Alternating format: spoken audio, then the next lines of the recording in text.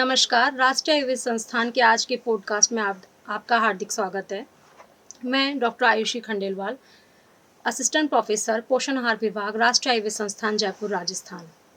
आयुष मंत्रालय भारत सरकार के अंतर्गत राष्ट्रीय आयुर्वेद संस्थान जो अपनी आयुर्वेदिक शिक्षा, अनुसंधान तथा स्वास्थ्य सेवाओं के लिए आयुर्वेद संस्थानों में उत्कृष्ट है। आज के युग में आहार को लेकर बहुत सारे मिथ हैं। आयुर्वेद में आहार को लेकर बहुत सारे नियम तथा सिद्धांत बताए गए हैं।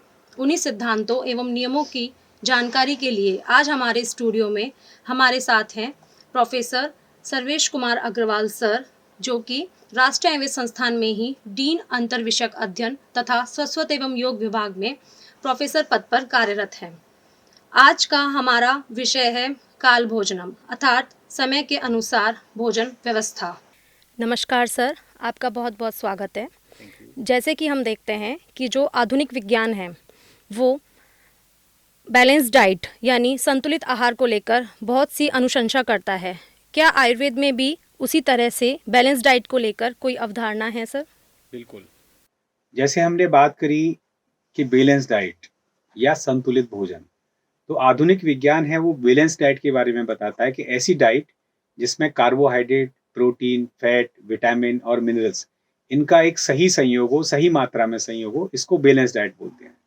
तो व्यक्ति को दैनिक दिनचर्या में जो काम आने वाली एनर्जी है, पोषण है, वो सब भोजन से ही मिलता है। तो उसकी निश्चित क्वांटिटी होनी चाहिए। इसलिए जो संतुलित आहार का वैज्ञानिक पक्ष है वो क्वांटिटेटिव है, यानी इसमें कितनी मात्रा हो इसी पर आधारित है। लेकिन हम आयुर्वेद की बात करें तो आयुर्वेद में संतुलित आहार केवल मात्रा की बात नहीं करता, मात्रा के अलावा बहुत सारे और फैक्टर हैं जिनको हम क्वालिटी ऑफ फूड कहते हैं, उनकी बात करता है। जैसे भोजन की प्रकृति कैसी होनी चाहिए, हल्का होना चाहिए या भारी होनी चाहिए, भोजन में क्या संस्कार होने चाहिए, उसमें किन किन चीजों का छौंक लगाना चाहिए, किस भोजन को उबालना है, किसको रोस्ट करना है, किसको फ्राई करना है, किसमें हींग का छौंका लगाना है, किसको मथना है। ये बहुत सारे संस्कार हैं जिससे भोजन की क्वालिटी चेंज हो जाती है, उनकी बात करता है। फिर किस किस देश में यानी कहाँ कहाँ रहने वाले उसके अनुसार कैसे भोजन करना है, ऋतुओं के अनुसार भोजन कैसे करना है। भोजन के बहुत सारे नियम बताए हैं, जैसे कि गर्म ताजी भोजन करना है, बासी भोजन नहीं करना चाहिए। फिर आपस में बातचीत करते हुए भोजन नहीं करना चाहिए, एकांत में भोजन करना चाहिए, मन लगाकर भोजन करना चाहिए, बहुत जल्दी जल्दी नहीं, बहुत धीरे धीरे भोजन नहीं करना चाहिए। तो ऐसे आयुर्वेद में क्वालिटी के साथ साथ क्वांटिटी, इन दोनों का डिटेल डिस्क्रिप्शन है। ये आयुर्वेद और आधुनिक व्याख्या को थोड़ा सेपरेट करता है। अब वैसे भी देखिए, उदाहरण के तौर पर हम आम जिंदगी में जब हम भोजन करते हैं तो हम कभी भी कार्बोहाइड्रेट या कैलोरी की काउंटिंग नहीं करते, कभी हम जोड़कर नहीं देखते कि हमने आज कितनी कैलोरी खाई। लेकिन हाँ, हम ये जरूर सोचते हैं कि आज हमने हल्का भोजन किया, भारी किया, भोजन में क्या बना था, किसका छौंक लगा था, ये हमेशा चर्चा का विषय रहता है। तो जो आयुर्वेदिक का पक्ष है वो ज्यादा व्यवहारिक है, जबकि मॉडर्न साइंस जो बोलता है वो वैज्ञानिक पक्ष है। लेकिन आम जो अनपढ़ लोग हैं, आम लोग हैं, उनके लिए थोड़ा सा मुश्किल पड़ता है। लेकिन दोनों ही जरूरी है। जैसे कि आयुर्वेद में बोला गया है कि आहार संभव वस्तु रोगश्च आहार संभव, यानी हमारा जो शरीर है वो आहार से ही बनता है और रोग भी आहार से ही बनते हैं। यानी जब हम उचित भोजन करते हैं तो स्वस्थ रहते हैं और खराब भोजन करते हैं तो हम बीमार पड़ते हैं। तो इस प्रकार से आयुर्वेद में पूरे भोजन का कंसेप्ट है। इस कंसेप्ट में बहुत महत्वपूर्ण विषय है काल भोजनम, जिस पे हम आज की चर्चा करेंगे, यानी समय पर भोजन करना। जी सर, जैसा कि आपने बताया अभी कि आहार से संबंधित बहुत सारे नियम और सिद्धांत आयुर्वेद में वर्णित हैं। तो सर, आज की जो तेज भरी रफ्तार जीवन शैली है उसमें इस बात पर तो हम कभी कभी आजकल ध्यान देने लगे हैं कि हमें क्या खाना चाहिए, कितना खाना चाहिए, लेकिन कब खाना चाहिए इसके बारे में हमारे दर्शकों को आप बताएंगे सर? बिल्कुल। भोजन कब करना चाहिए ये भी बहुत चर्चा का विषय है। जैसे आप देखिए, आजकल की जो जिंदगी है उसमें बहुत सारे ऑफिस में काम करने वाले लोग हैं, मजदूर हैं, व्यापारी हैं। वो ज्यादातर लोग देखिए ब्रेकफास्ट, लंच और डिनर ये 3 बार भोजन करते हैं। वो उनकी जीवन शैली से मैच करता है। लेकिन आप थोड़ा सा पुराना जाएंगे, हमारे जो सीनियर सिटीजन हैं, हमारे घर के बुजुर्ग हैं, उन सबको आप देखिए वो 2 बार ही भोजन करते हैं। क्यों है ऐसा? क्योंकि आयुर्वेद में ऐसा बताया गया है। आयुर्वेद में बताया गया है कि हर व्यक्ति को सुबह और शाम 2 बार भोजन करना चाहिए। अब ये प्रश्न उठता है कि जब हम 2 बार भोजन करेंगे तो भोजन का सही समय क्या होगा? तो आयुर्वेद में बहुत सुंदर वाक्य कहा गया है इसमें, याम मध्येन भुक्तव्यम याम युग्मेन लंघयेत। यानी सुबह, याम का मतलब प्रहर, तो सुबह का जो एक प्रहर है उसमें भोजन नहीं करना चाहिए और 2 प्रहर के बाद हमें भूखा नहीं रहना चाहिए।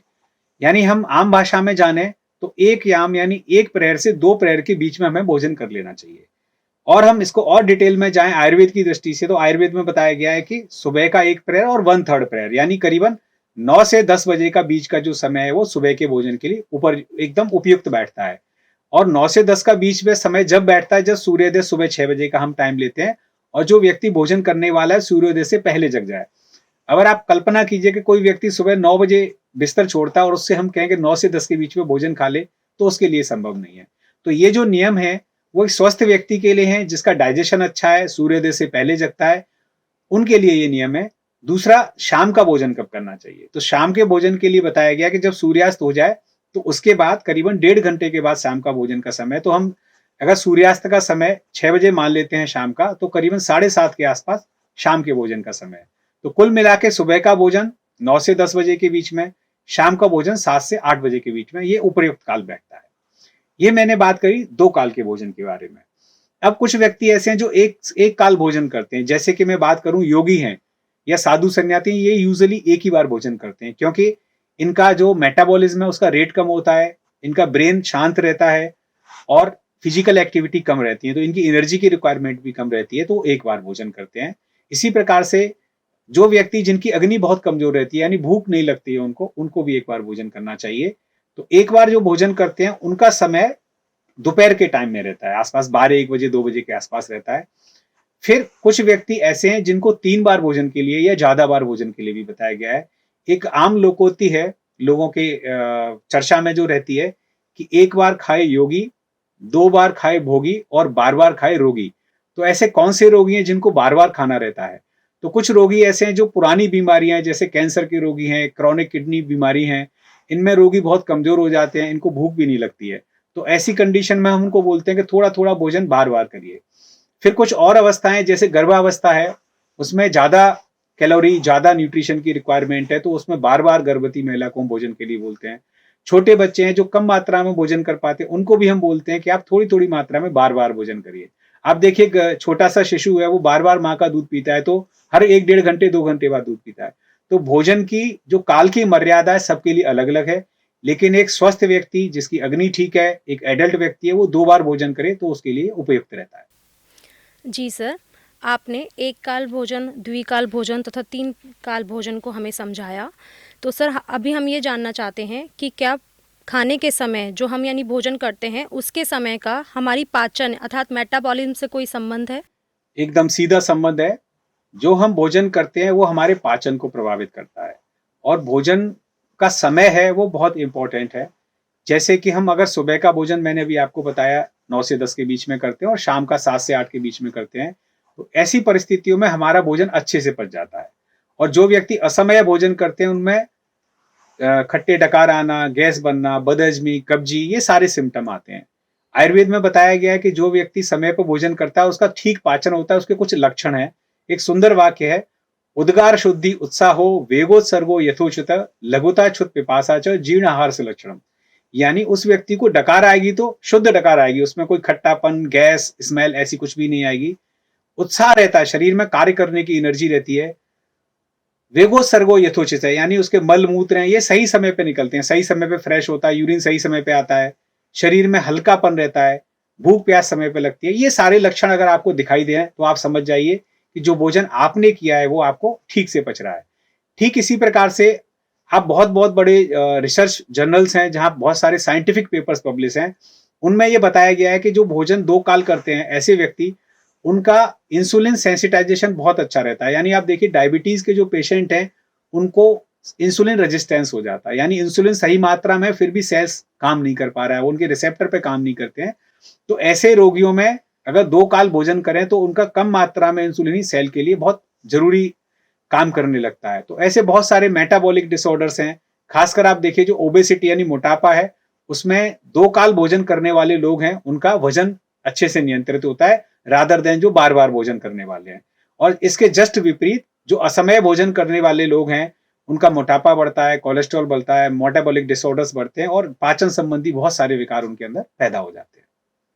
जी सर, आपने बहुत ही सरल तरीके से हमें बताया कि हमारा भोजन का समय कैसे हमारे पाचन को इफ़ेक्ट डालता है। सर, हमारे दर्शक ये जानना चाहते हैं कि जो लोग आज के टाइम पे अपनी डाइट स्किप कर देते हैं या लेट नाइट डाइट लेते हैं, तो उनके लिए भोजन की क्या व्यवस्था की जाए?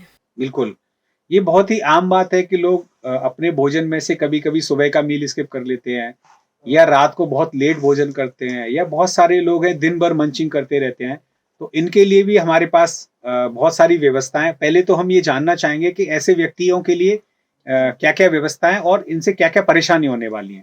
जैसे आपने बताया कि जो लोग सुबह का मील स्किप कर देते हैं, तो सुबह का मील स्किप करने से क्या प्रॉब्लम होगी, क्योंकि जो व्यक्ति मील स्किप करेगा वो उसकी जगह पे कुछ छोटे-छोटे आहार करेगा। जैसे हमने खाना खाना छोड़ दिया तो उसकी जगह हम नमकीन खाएँगे, बार-बार चाय पिएँगे, बिस्किट खाएँगे, बाहर की चीज़ें खाएँगे। तो ये जो बाहर के सामान है, ये छोटी-छोटी चीज़ें, ये हमारे अग्नि को कमज़ोर करती हैं और पाचन तंत्र को बिगड़ती हैं, और कुल मिला के शरीर के लिए अपत्य यानी नुकसानदायक होती हैं। या फिर कुछ व्यक्ति क्या करते हैं कि एक भोजन स्किप कर लिया, फिर दूसरे भोजन के समय पे ज़्यादा मात्रा में भोजन किया। तो जो ज़्यादा मात्रा में किया हुआ भोजन है, वो फिर अगेन हमें पाचन नहीं करता। तो उससे हमें बहुत सारी पाचन संबंधी समस्याएं, जैसे गैस बनना, अजीर्ण, खट्टे डकार आना, कब्जी, इस तरह की समस्या पैदा हो जाती हैं। तो जो व्यक्ति जिनका ऑफिस वर्क इस तरह का है कि वो सुबह जल्दी खाना चाहते हैं, दोपहर में भी खाना चाहते हैं, उनके लिए भी हमारे पास ये व्यवस्था है। उसके लिए हम क्या करेंगे, जो सुबह का भोजन है जो हमने 10 बजे के आसपास बताया, तो हम सुबह अगर 8 बजे करना चाहते हैं, ऑफिस निकलना है, तो उसका आधा पार्ट हम सुबह 8 बजे करें और आधा बचा हुआ पार्ट लंच टाइम में स्किप करें। रादर इसके कि हम सुबह भी भरपेट के भोजन खाएं, फिर दोपहर में भी भरपेट भोजन खाएं, तो वो अजीर्ण पैदा यानी इनडाइजेशन पैदा करता है। तो उनके लिए सबसे अच्छा है कि दोपहर के भोजन को 2 पार्ट में डिवाइड करें, मॉर्निंग में और लंच में, और शाम का भोजन हल्का करें। इस तरह से वो स्वस्थ रह सकते हैं। जी सर, जैसे अभी आपने भोजन के समय को दिन के अकॉर्डिंग बताया कि कब किसको सुबह लेना है, किसको शाम को लेना है, तो उसी प्रकार हमारे यहाँ बहुत सारी ऋतुएं हैं। तो क्या भोजन के समय का ऋतु के साथ भी संबंध है? बिल्कुल डायरेक्ट रिलेशन है। और जैसे आपने ऋतुओं की बात करी, हमारे यहाँ 6 ऋतुओं का डिटेल डिस्क्रिप्शन आयुर्वेद में मिलता है। ये ऋतु है शिशिर, वसंत, ग्रीष्म, वर्षा, शरद और हेमंत। अब मैंने जैसे बात करी आपको कि सुबह अगर 6 बजे सूर्योदय होता है तो हमें 9 से 10 के बीच में खाना खा लेना चाहिए। तो 6 बजे सूर्योदय या 6 बजे सूर्यास्त कब होता है? ये जो बीच की ऋतु है, यानी वसंत ऋतु और शरद ऋतु, यहाँ पर हमारा 12 घंटे का दिन होता है और 12 घंटे की रात होती है। लेकिन कुछ ऋतुएं ऐसी हैं, जैसे सर्दियों की ऋतु की हम बात करें, हेमंत ऋतु और शिशिर ऋतु, यहाँ पर रातें लंबी होती हैं और दिन छोटे हो जाते हैं। तो ऐसी अवस्था में जो व्यक्ति सुबह जगता है वो थोड़ा लेट जगता है, और उसका खाना भी उसी हिसाब से लेट होता जाता है। तो हम सुबह का जो खाना है आधा घंटा लेट शुरू होगा उसका, और शाम को सूर्यास्त भी जल्दी हो जाता है सर्दियों में, तो शाम का खाना भी थोड़ा जल्दी हो जाएगा। ये सर्दियों की बात है। अब मैं गर्मियों की बात करूं, यानी ग्रीष्म ऋतु और वर्षा ऋतु, यहाँ पर क्या होता है, दिन लंबे होते हैं और रात छोटी हो जाती है। तो सुबह व्यक्ति जल्दी जग जाता है, तो सुबह का खाना थोड़ा आधे घंटे जल्दी, और शाम को सूर्यास्त भी लेट होता है तो शाम का खाना थोड़ा आधा घंटा लेट। तो इस तरह की व्यवस्था ऋतुओं के अकॉर्डिंग है, यानी ऋतु के अनुसार ये थोड़े थोड़े परिवर्तन हो जाते हैं।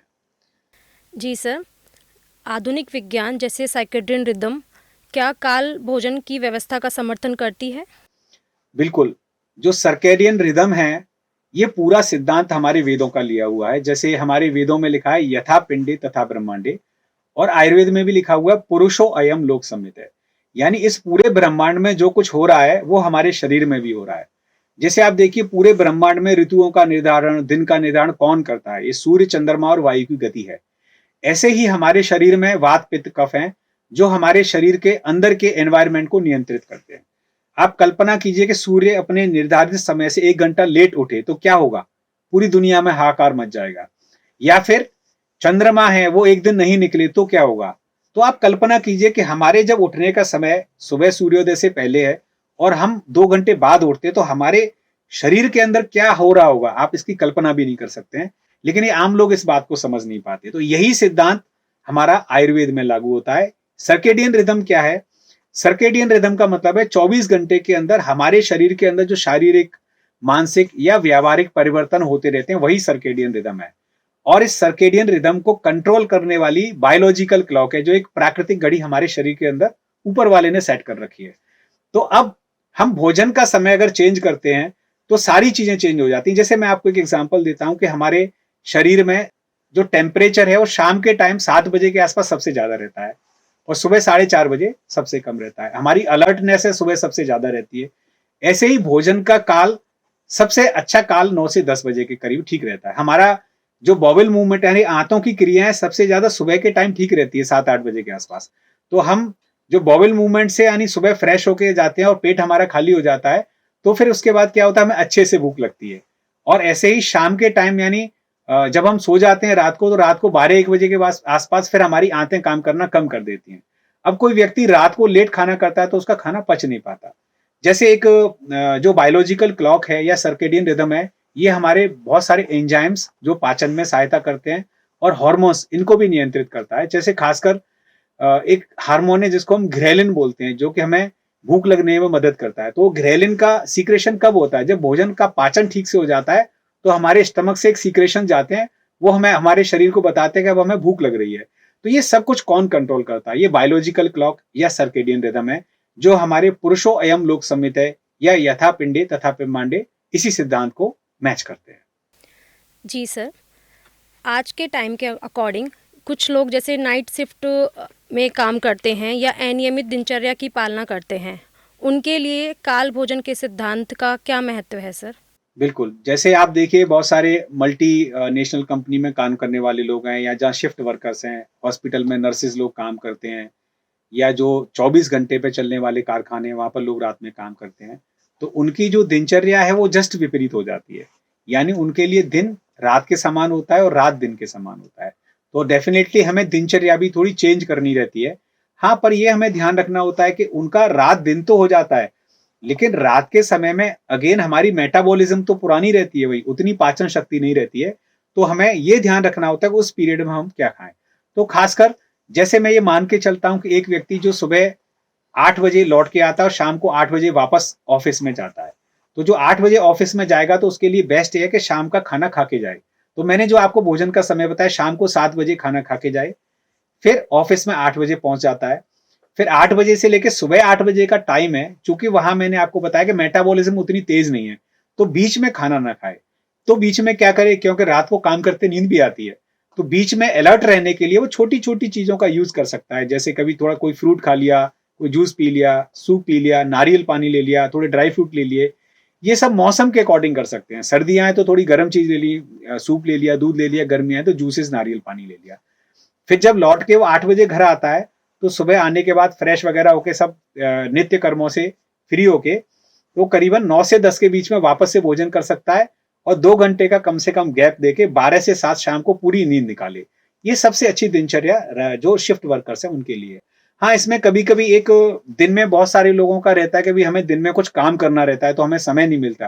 तो उनके लिए ऐसा कर सकते हैं कि वो सुबह आके थोड़ा हल्का, जैसे ब्रेकफास्ट, लंच और डिनर का मैंने आपको कंसेप्ट बताया, तो वो सुबह आके हल्का नाश्ता करे फ्रेश होने के बाद, फिर 2-3 घंटे की नींद ले, फिर 12-1 बजे के करीब जग के फिर 2-3 घंटे अपना नित्य काम जो भी बाजार के उनको निपटाए, फिर भोजन करे, फिर शाम को 4-5 बजे से लेकर 6-7 घंटे, 2 घंटे की फिर नींद निकाले। वो 2 नींद में टुकड़े करने के लिए ये एक ऑप्शन है, लेकिन सबसे बेहतर विकल्प वही है कि नींद हम एक ही समय में निकालें।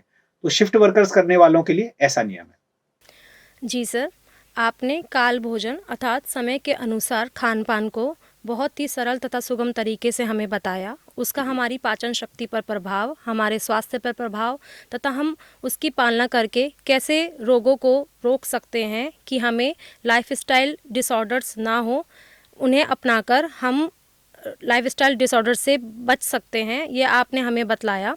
कि अंत में सर, हमारे दर्शकों को आप काल भोजन से संबंध में क्या संदेश देना चाहेंगे, जिन्हें वो अपने जीवन में उतार कर अपने स्वास्थ्य को स्वस्थ बनाए रखने में खुद की हेल्प कर सके? तो आज दर्शकों को मैं 2-3 मैसेज ही शॉर्ट रूप में देना चाहता हूँ कि एक पहला नियम ये है कि हम 2 बार ही भोजन करें। दूसरा नियम, पहला भोजन पचने के बाद दूसरा भोजन करें।